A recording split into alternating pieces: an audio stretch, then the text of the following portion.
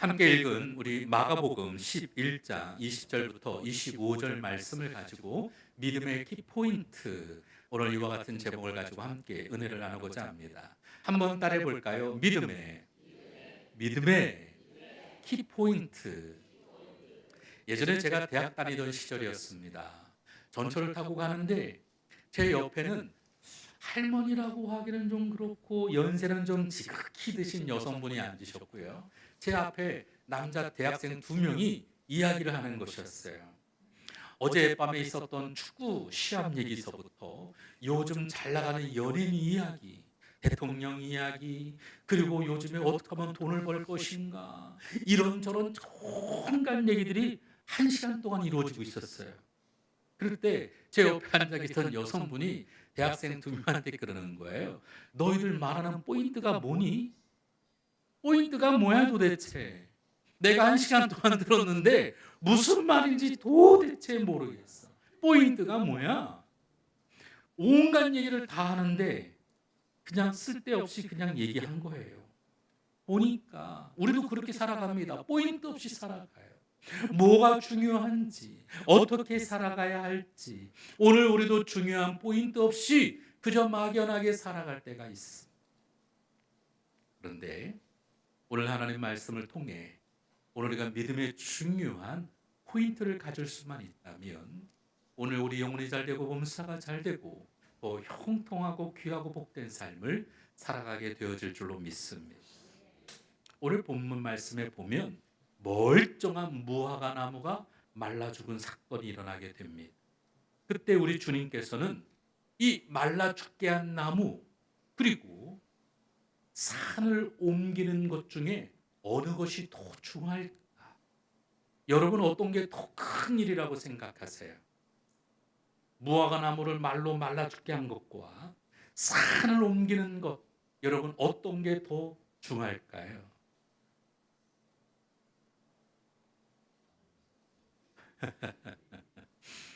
네, 오늘 이 본문이 암시하는 것은요, 둘 다 같은 수준이라는 것입니다. 원리가 같다라는 거예요.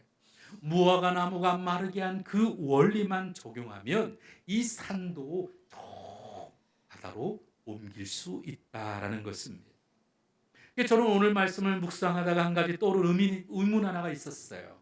왜 이 무화과 나무를 마르게 하셨을까? 왜 하필 마르게 하셨을까? 열매가 주렁주렁 열리면 훨씬 더 낫지 않았을까? 사진 하나 좀 보여주세요. 네, 저게 무화과 나무의 이스라엘에. 이 무화과 나무는 사실 이스라엘에서는 두 번 열매를 맺습니다. 5월과 6월은 겨울 무화과 나무, 그리고 8월과 9월에는 여름 무화과 나무라고 그래요. 열매 좀 보여주세요. 와, 열매가 아주 그냥. 무화과 좋아하세요? 무화과 익어가는. 네, 우리나라도 그런 노래 있잖아요. 이 무화과가 참 몸에 좋은 열매이기는 합니다. 그런데 왜 이 열매를 저렇게 주렁주렁 맺지 않고 왜 열매 없이 마르게 하셨을까?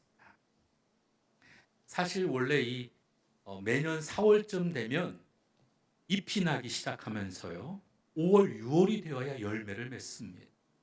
근데 예수님께서 제자들과 함께 걸어가실 때가 6월절 전이었으니까 3월쯤이었어요. 그러면 열매가 있을 때예요, 없을 때예요?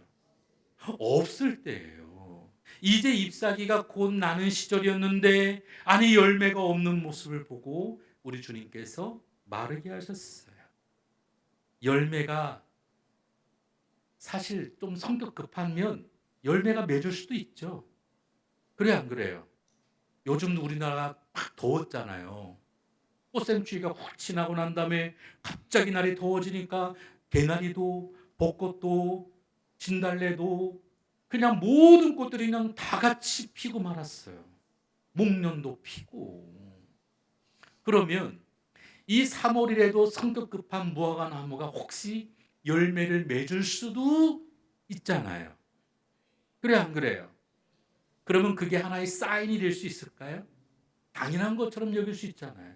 그럴 수도 있지. 그래서 아마 열매를 맺는 것보다 말라 죽게 하신지도 모르겠어요. 뭔가 표적이 되기 위해서 열매보다는 오히려 말라버리게 하는 것이 더 분명할 수도 있을 수 있겠다. 그런데 사실 저주라고 하는 것은 우리 주님의 분위기하고는 안 맞잖아요. 우리 주님이 얼마나 사랑이 많으신 분입니까? 우리 주님은 얼마나 긍휼과 자비가 많으신 분입니까? 사실 죽이기보다는 살리는 것에 더 앞장서셨던 분이고, 여러분, 없애는 것보다는 풍성하게 나누는 것이 우리 주님의 분위기였어요. 주님의 성품이었습니다. 그런데 주님이 저주하시니까 하루 만에 그 저주가 즉각적으로 이루어졌어요. 그리고 주님은 말씀합니다. 믿음이 중요하다라는 것. 이 믿음에 대한 중요한 레슨을 주셨는데, 저는 이 본문 말씀을 통해 역사하는 믿음의 핵심 요소가 무엇인지 함께 나누고자 합니다. 먼저 첫 번째는 이 믿음의 핵심은 보면서 말하라는 것입니다. 따라합시다. 보면서 말하라. 마가복음 11장 14절을 읽습니다. 시작.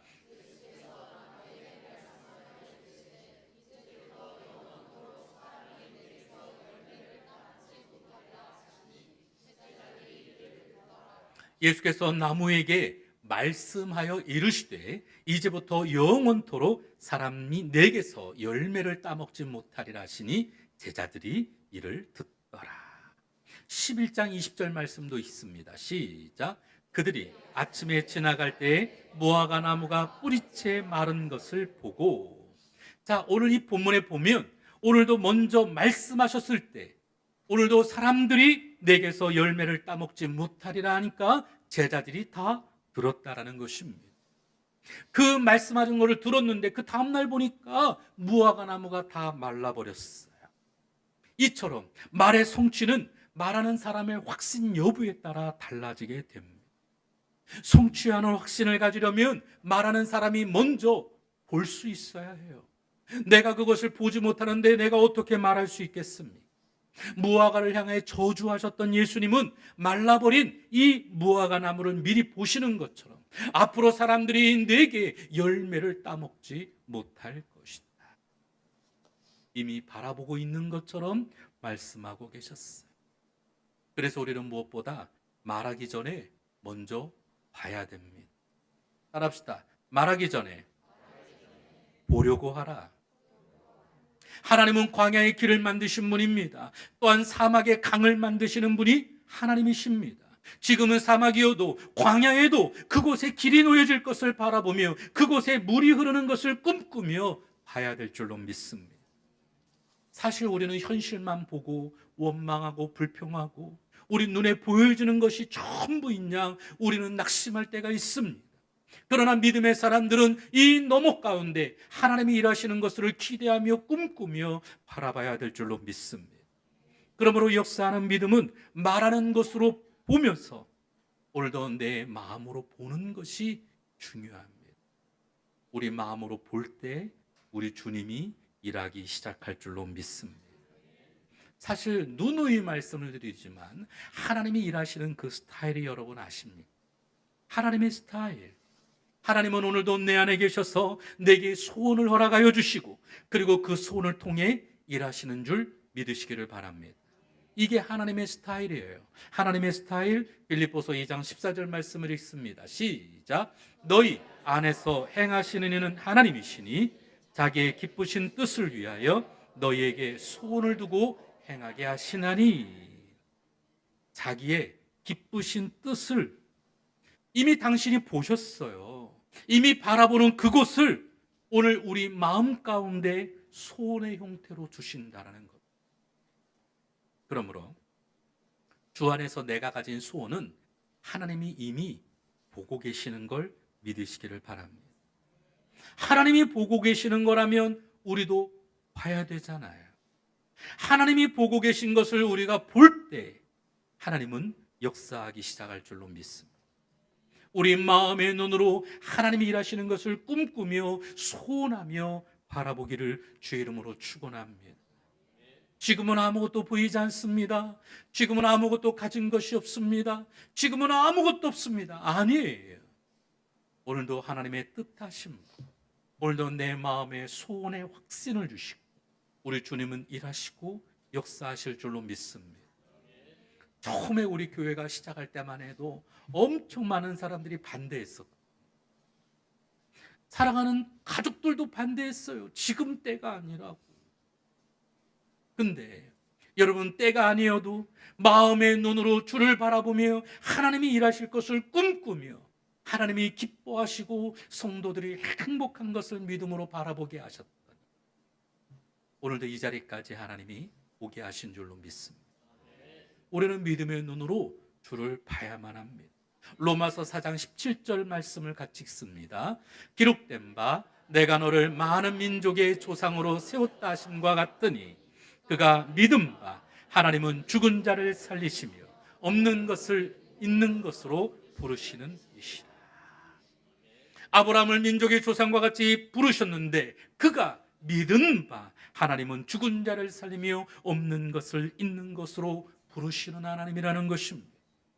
하나님을 여러분 보는 것처럼 보시기를 바랍니다.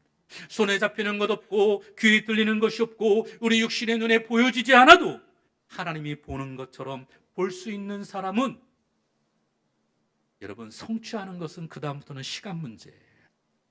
하나님이 이미 보셨고 우리 또한 마음으로 믿고 그것을 볼 수만 있다면 아브라함과 같이 믿은 바 그가 믿은 바 하나님은 죽은 자를 살리시고 없는 것을 있는 것과 같이 부르시는 좋으신 하나님임을 믿으시기를 바랍니다. 그래서 오늘 우리가 읽었던 본문 23절에 보면 그가 말하는 것이 이루어질 줄 믿고 그랬어요. 따라합시다. 그 말하는 것이 이루어질 줄 믿고 내 마음의 눈으로 이미 바라보는 차원에 돌입한다면 우리의 말하는 것이 이루어질 줄 믿고 기도해야 될 줄로 믿습니다. 막연한 희망이 아니라 구체적인 꿈과 소망을 가지며 우리가 믿음으로 그려야 됩니다. 그러면 이루어지겠다라는 것입니다. 우리가 치료할 것을, 우리가 형통하게 될 것을, 오늘 우리가 성공하고 성장하게 될 것을, 우리 자녀들이 믿음 안에 꿈을 이루는 것을, 그리고 우리 삶의 모든 재정의 문제와 같이 해결되어지는 일들이 일어나게 되어질 줄로 믿습니다. 그러므로 우리는 보면서 말해야 될 줄로 믿습니다. 뿐만 아니라 믿음의 핵심은 두 번째는 바로 대상이 있다는 거예요. 따라합시다. 믿음에는 대상이 있다. 큰 상이 아니고요. 여러분, 예수님께서 저주하신 대로 무화과 나무가 마른 것을 보고 제자들은 놀랬어요. 근데 놀랄 이유가 있을까? 아니, 예수님께서 여러분 말씀하시는 대로 왜 이루어진다고 하는 것을 못 믿을까? 여러분 사실 이게 더 의문이잖아요. 놀랄 이유가 아니에요. 주님이 일하시는 것에 대해서는 너무나도 당연한 거죠. 이 당연했던 사건 앞에 우리 주님이 뭐라고 말씀하느냐? 하나님을 믿으라.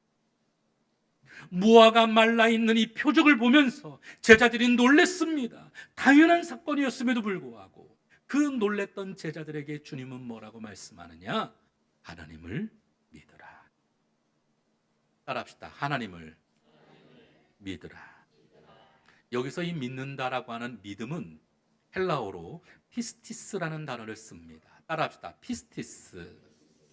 이 피스티스라는 단어는 신용, 신뢰하다, 확신하다라는 뜻을 갖고 있습니다. 내가 이 신용을 갖다 상대방을 내가 믿는다, 또한 내가 확신한다, 또한 내가 그를 신뢰한다라고 하는 것은 대상을 전제로 하는 단어예요. 상대방에 대해서 내가 신뢰하고 상대방을 내가 믿으며 그 사람을 내가 확신하고 내가 그 사람을 신용을 믿는다라고 하는 것은 대상이 없이는 안 되는 거죠. 그러므로 하나님을 믿는다. 내가 전적으로 무슨 말씀을 하든지 그가 무슨 일을 하든지 심지어는 무화과 나무가 말라 들어준다 할지라도 내가 그것을 신뢰하고 믿고 확신한다라는 것이죠. 세상에 믿지 않는 사람과 우리 그리스도인의 차이는 이 믿음의 있고 없고가 아닙니다. 믿음의 대상이 다른 거예요. 사실 우리 옛날에 어르신들도 하나님을 모르는 시절에는 여러분 장독대에 물 한 그릇 떠다가 우리 아들 잘 되게 빛나이다 빛나이다 빛나이다. 4월 초팔이 되면 여러분 절에 가가지고서는 탑돌이를 하잖아요. 돌면서 우리 아들, 우리 딸, 우리 어머니 건강하게 해주세요. 탑돌잖아요. 믿음이 없는 게 아닙니다. 중요한 것은 믿음의 대상이 다르다라는 거예요. 죽은 대상이 아니라 살아 역사하시는 하나님을 우리 주님은 믿으라. 그래서 사람들은 눈에 보여주는 현상, 그 소원만을 믿지만 우리는 이 모든 만물을 다스리고 역사하시는 하나님을 믿는다라는 것입니다. 그래서 우리는 무엇보다 하나님을 믿는 것입니다. 부흥사 무디는 이런 설교를 했어요. 여러분, 여러분의 자신을 믿어보세요. 실망할 때가 있습니다. 친구를 믿어보세요. 그들은 죽거나 아니면 그들과 헤어질 때가 옵니다. 그대의 명성과 명예를 믿으세요. 똑같은 혀로 오히려 뒤집어 엎어지는 일들을 경험하게 됩니다. 그러나 그리스도를 믿으세요. 현세와 내세가 후회함이 없습니다. 우리는 하나님을 믿어야만 합니다. 우리 예수님을 믿어야만 합니다. 근데 여러분은 뭘 믿어요?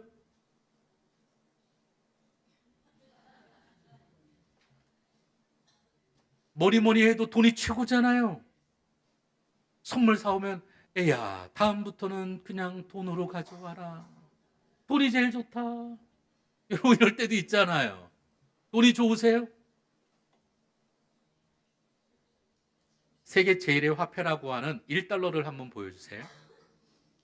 이 1달러에 여러분 가운데 보세요. In God we trust라는 단어가 있습니다. 다른 것도 한번 좀 보여주시죠. 네, 10불짜리에도 똑같이 써 있습니다. In God we trust.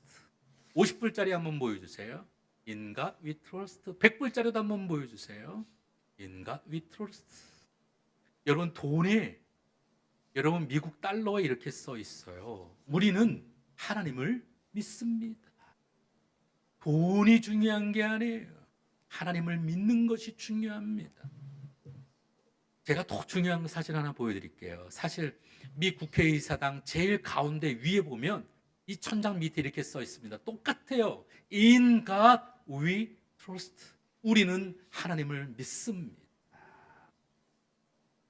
참 저는 미국이란 나라가 물론 이제 우리나라가 더 좋아요. 하지만 미국이란 나라의 좋은 점은 우리가 좀 배워야 되는데 하나님을 믿는 믿음 안에서 여러분 그들이 싸워도 서로 존중해 가면서 싸우잖아요. 우리도 이거 하나 좀 써붙였으면 좋겠어. 국회에다가 맨날 그냥 상대방은 그냥 나는 무조건 반댈세. 이번에 좀 정치인들은 좀 제대로 했으면 좋겠습니다. 그만 싸웠으면 좋겠어. 진짜 국민을 위해서 하는 그들이 하나님을 믿음으로 인하여서 가장 중요한 본질을 생각하고 일하는 정치인들이 되어졌으면 좋겠습니다. 이게 핵심인 거예요. 보여주세요. 같이 한번 따라합시다. 우리는 하나님을 믿습니다. In God we trust. 근데 여러분 세상 사람들은 이것을 믿나요? 아니죠. In gold we trust. 우리는 황금을 믿습니다. 도인이 제일이죠. 그러나 오늘 우리가 내려놔야 될 것은 바로 이것입니다. 세상과 우리가 차이가 있다면 예수님은 하나님을 믿으라는 거예요. 우리가 하나님을 믿을 때, 하나님이 하실 것을 믿을 때, 하나님이 하시도록 우리가 기도할 때 하나님이 역사하기 시작하면 일이 이루어진다는 것입니다. 그래서 오늘 본문 23절에 이 산더러 들리어 바다에 던져지리라. 물론 비유적인 표현이기는 하지만 하나님을 믿는 자에게는 이 불가능한 일이 가능하게 되어진다는 것입니다. 어떻게 살이 옮겨질 수 있어요? 불가능한 일입니다. 그러나 믿음이 있다면, 아니 하나님을 올바로 믿기만 하면 겁먹지 말라는 것입니다. 오늘 사랑하는 우리 행복한 성도 여러분, 중요한 것은 하나님을 아는 것입니다. 사실 이 대목에서 우리는 철저한 점검이 좀 필요해요. 하나님을 의외로 잘 모르는 사람들이 많아요. 하나님을 안다 하면서도 하나님을 모르는 것 같아요. 여러분은 저를 아십니까? 모르세요? 평산신시 좋은공파 28대 손인 건 압니까? 여러분이 저를 얼마나 아십니까? 제가 예전에 첫 신방을 했는데요, 첫 신방집이 닭 요리가 나왔어요. 삼계탕. 첫 신방집이니까 배운 대로 뻘뻘 흘려가면서 맛있게 잘 먹었어요. 그랬더니 두 번째 집에 갔더니 또 삼계탕. 그로부터 2주 동안 신방 가서 삼계탕만 먹었어요. 사실 여러분, 저는 어렸을 때 굉장히 마른 적이 있어요. 그래서 저희 어머니가 이거 건강해지라고 몇 개월 동안을 삼계탕만 해주셨어요. 그러니 여러분, 제가 지금도 저는 별로 닭을 좋아하지 않아요. 그저 있으면 좀 먹고 제가 찾아서 먹어본 적은 한 번도 없어요. 그런데 신방 가서 잘 먹을 수밖에 없잖아요. 성도가 얼마나 열심히 했습니다. 열심히 먹었더니 그냥 주구장창 삼계탕만 나오는데 가끔가다 닭도리탕을 먹을 때도 있고, 그래도 너무 힘든 일이잖아요. 그래서 총무 권사님한테 부탁을 드렸어요. 권사님, 사실은 제가 2차 저차 해서 닭을 잘 안 좋아하지만 너무 맛있게 잘 먹고 다닙니다. 그런데 이제는 좀 줄였으면 좋겠어요. 저 된장찌개도 잘 먹고요, 김치찌개도 잘 먹고요, 주는 대로 다 잘 먹습니다. 아니, 처음부터 저에게 뭘 좋아하세요? 라고 물어라도 보시면 좋겠는데, 그냥 좋은 거라고 그런 거잖아요. 저는 아무거나 먹어도 잘 먹습니다. 굳이 비싼 거 필요 없습니다. 그냥 된장찌개, 김치찌개 하나만 놔도 저는 맛있게 먹습니다. 알아야 되잖아요. 하나님을 얼마나 아세요? 뚱땡이는 몰라도 되지만 하나님은 알아셔야 되잖아요. 우리 하나님이 어떤 분이신가요? 제가 설교 때마다 우리 하나님의 라이프 스타일에 대해 말씀을 드렸어요. 우리 하나님이 어떤 분이십니까?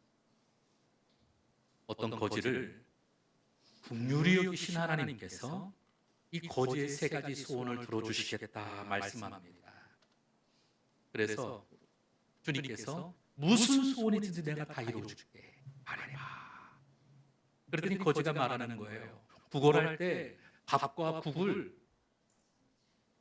많이 받을 수 있는 가벼운 알루미늄 깡통 하나 있으면 좋겠어. 알루미늄 깡통.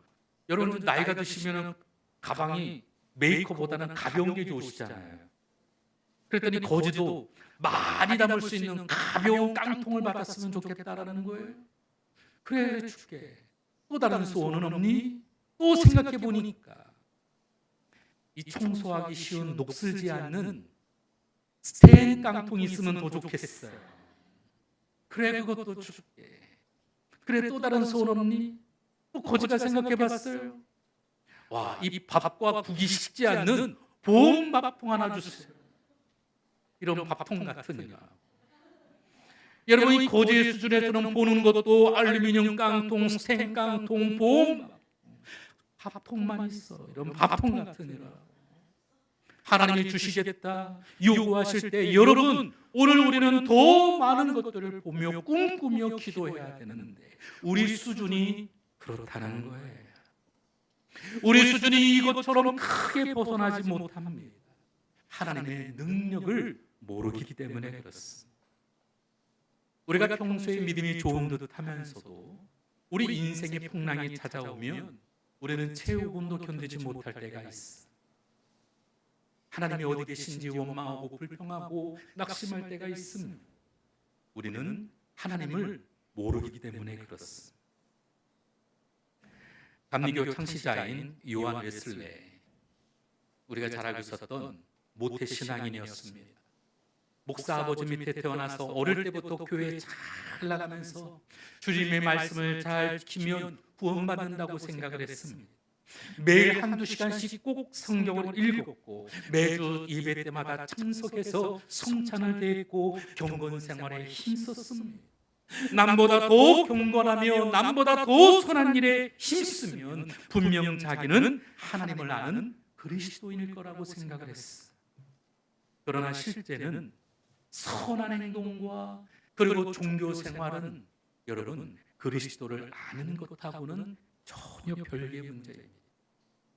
나중에 옥스퍼드 대학에서 신학을 전공하고 그리고 이제 목사가 돼서 신대륙의 인디언들에게 복음을 증거하기 위해 선교사로 자원하고 그리고 미국으로 향하는 배에 오르게 되어졌습니다.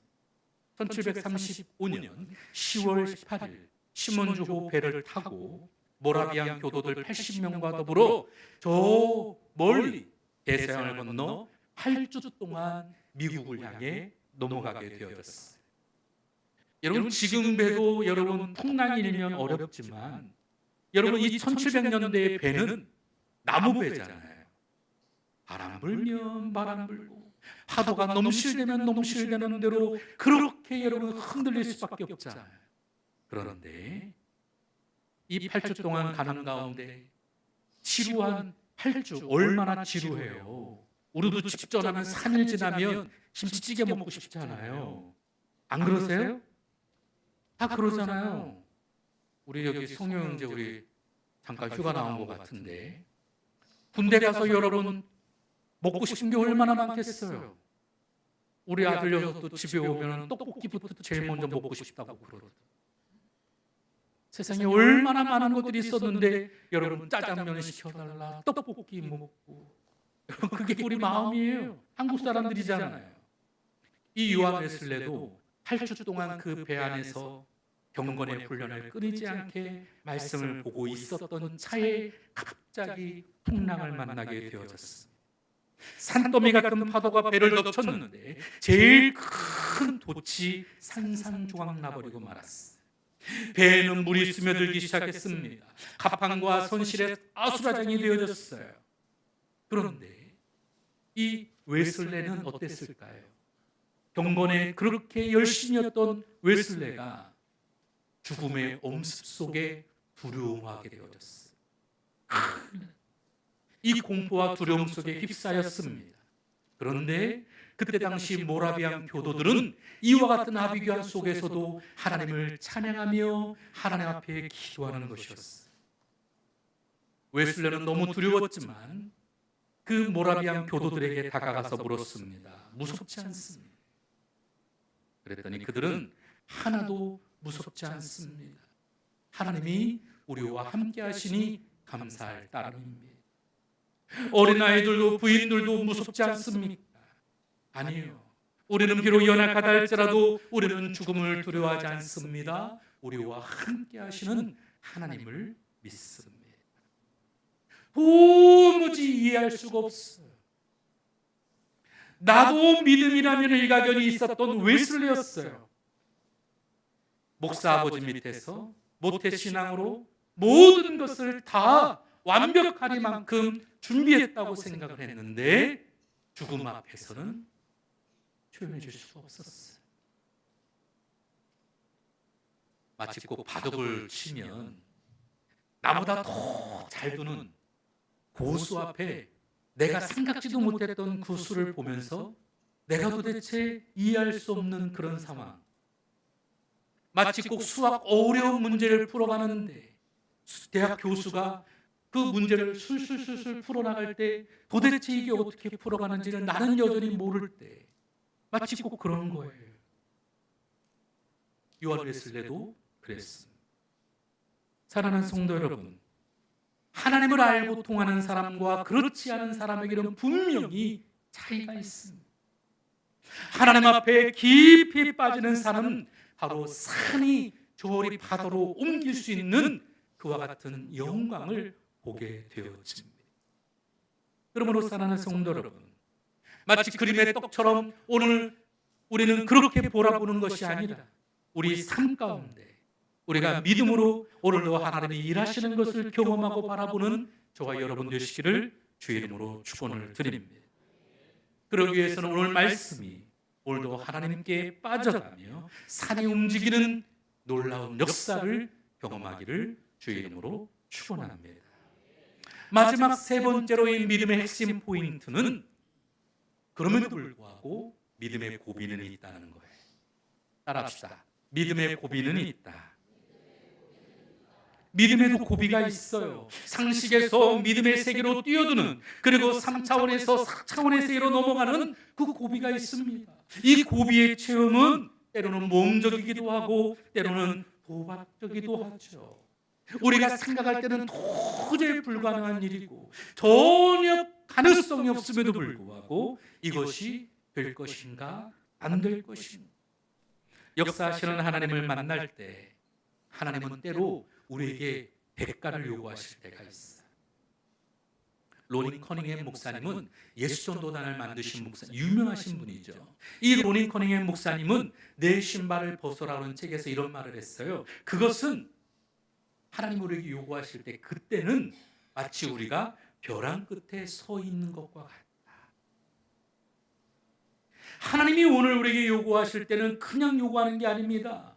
마치 꼭 우리가 벼랑 끝에 서 있는데, 내게 가진 것이 아무것도 없는데, 사르밧 과부에게 먹을 것이 아무것도 없을 때 엘리사가 찾아와서 먹을 것 좀 달라, 내가 먹고 죽을 것도 없는데, 하나님이 오늘 우리에게 요구하실 바로 믿음의 고비들이 있다는 거예요. 하지만 그 고비 속에서도 우리가 처한 환경, 내게 주어진 것을 보는 것이 아니라 오늘도 믿음으로 오늘도 주님께 반응하며 나아갈 때 성령의 놀라운 역사들은 일어나게 되어질 줄로 믿습니다.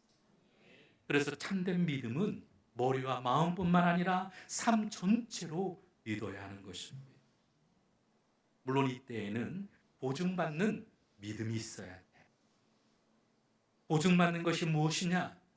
우리가 꾸준한 말씀에 보증이 있어야 돼. 말씀 없이 그냥 잠깐 내가 하나님을 믿어라, 이게 아니에요. 믿음이라고 하는 것은 분명히 우리가 끊임없이 매일매일 하나님의 말씀으로 묵상하듯 오늘도 내 삶에 하나님을 경험하는 일이 중요합니다. 이것이 쌓이고 쌓였을 때 내 삶의 보증이 되어지듯 믿음의 역사는 일어나게 되어집니다. 뿐만 아니라 건덕의 보증이 있어요. 이 건덕이라고 하는 것은 하나님의 아들의 보증이 되는 거예요.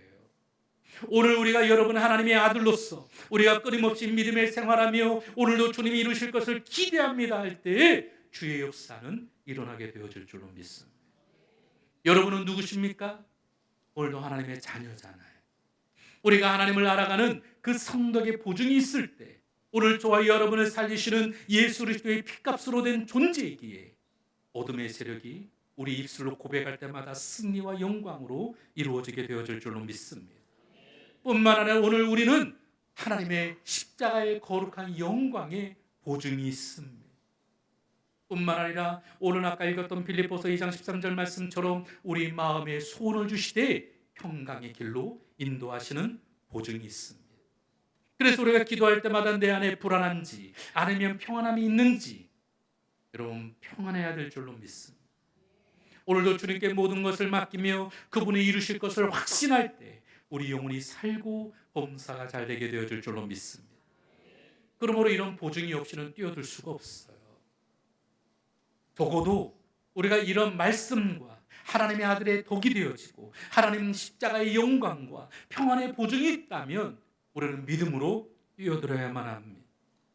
비록 우리 가운데는 아무것도 없다 할지라도 이 믿음의 보증만 있다면 훨훨 나는 역사가 일어나게 되어질 줄로 믿습니다. 그리고 이러한 뛰어드는 것은 바로 언어로부터 시작이 되어집니다. 말이 중요합니다. 여리고성을 7바퀴 돌라 할 때 그냥 도르세요. 묻지도 따지도 말고 도르세요. 그 말씀에 순종하여 돌 때 믿음은 역사되어집니다. 죽은 지 나흘 된 무덤 앞에 이미 썩은 내가 진동하다 할지라도 돌을 옮기라 할 때 믿고 옮기면 사는 역사가 나타날 줄로 믿습니다. 40년 동안 안전뱅이였던 사람을 놓고 일어나 걸으할 때 믿고 순종하며 나아갈 때 걷는 역사는 일어나게 되어질 줄로 믿습니다. 그래서 역사하는 믿음에는 반드시 순서가 일어납니다. 먼저 여러분 마음의 눈으로 바라봐야만 합니다. 따라합시다. 마음의 눈으로 바라봐야 한다. 두 번째는 믿음의 언어가 선포되어야만 합니다. 우리 눈에 보이지 않아도 그러나 우리는 믿음으로 나가야만 합니다. 그저 단순한 소원의 수준이 아니라 오늘도 깡통 하나 달라는 수준이 아니라 오늘도 하나님이 이루실 줄로 믿는 성취의 수준이 되어야 될 줄로 믿습니다. 그래서 나중에 될 것이다가 아닌 이미 될 줄로 믿는 믿음이 우리 가운데 있어야 하는 것입니다. 그럴 때 우리 주님은 믿음의 역사를 이루어 주시는 줄로 믿습니다. 그러므로 이 믿음의 핵심은 하나님을 알아가고 하나님께 빠져야만 합니다. 어떤 사람은 단순히 교회만 들어오는 죄사함의 수준에 만족하는 사람이 있어요.